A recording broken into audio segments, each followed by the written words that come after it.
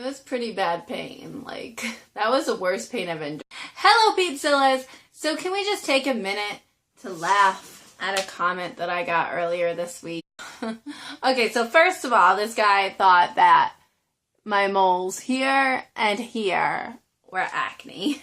And then he thought I got them by drinking sugary coffee drinks all day. Can we just take a minute to laugh at the ignorance of this guy? First of all, I don't drink coffee. Ever. And secondly, everybody knows that my acne scars are on my cheeks, not on my forehead. Seriously, they're like really bad on my cheeks. Anyways, so I just wanted to talk to you a little bit, have a little bit of story time about the beach.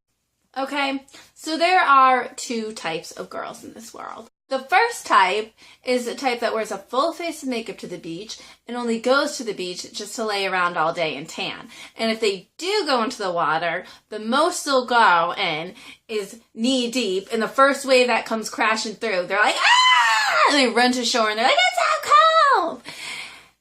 And then there's the second type, me. Ugh. The type that really plays in the waves and looks absolutely hideous doing it. I tell you, my hair is like long and thick, so it's like a mop. It's just a mop of sand all over my hair, like all over my face that I can't control. So it's like this, and you know, I'm such a dork when I go to the beach, like literally, because my hair is like all sandy and it's got crap in it. It's all over the place, all over my face. I probably have like, I have a thick layer of sunscreen on that probably like gets white like as soon as it gets wet. I think I'm allergic to the beach, just so my eyes are all watery and red and stinging. This is gross, but I have like a layer of snot just goes all down my face. Like my bikini's like all disheveled. And I end up putting a tank top on because the waves are so freaking wild that you just forget having any decency when you're at the beach. So that's all disheveled. And then sometimes I wear goggles because, like I said, the water stings my eyes. And I have this like little like first aid necklace thing that I wear to put like tissues in, again, because my eyes and my nose.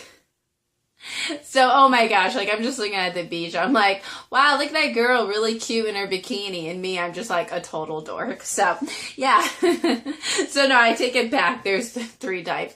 There's like the hot girl at the beach that refuses to get wet. There's the girl that gets wet but actually looks cute doing it. And then there's like the total nerd, which is me. Definitely a tank top wearing kind of day. So there's that. And then, oh my gosh, those waves are so rough. Like, you absolutely have no decency when you go to the beach. So, like, I end up wearing, like, a tank top over my bikini top sometimes because pretty sure I flash more people than I care to admit. And, yeah, and it gets so cold. And I've actually learned that sand is nature's blanket. And if you're cold, you just pile on the sand and it feels pretty good. And seriously, how long does it take to get sand out of your hair? Because I'm still feeling grains of sand everywhere, and I'm feeling it behind my ears, and it's just all over the place, and in places I didn't even know existed. And I really don't understand what the fuss is over beachy waves, okay? Because, yeah, my hair, I guess you could say, is beachy because it has sand and seaweed and all that other sea crap in it.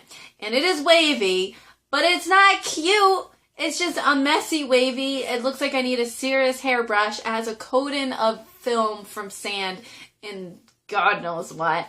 And to be honest, when you can't even run your fingers through it because it just has like this weird texture and grossness to it. And it's not like soft and silky and cute at all. It's not like the kind of beachy waves that California girls can pull off. Like, let me tell you. I don't understand what the big fuss over beachy waves is because this ain't cute. And the second thing I want to tell you about the beach is a little bit of a story time, okay? So I went to this beach and it's connected to like Long Island Sound. So it's more like of a sound, like not an actual ocean. And during low tide, there's like this sand dune that gets uncovered and you can walk it to like this little island. So I'm like, oh, hey, this would be really cool to do.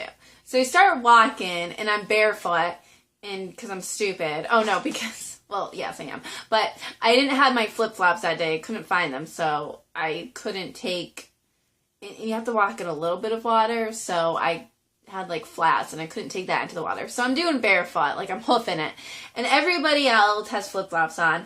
And you have to walk across this really like, probably like a good mile worth of like really sharp shells and rocks. So I'm doing that and my feet are absolutely killing me because it's not fun walking across seashells that are sharp and broken. But I'm determined to get to that island, let me tell you. I'm determined.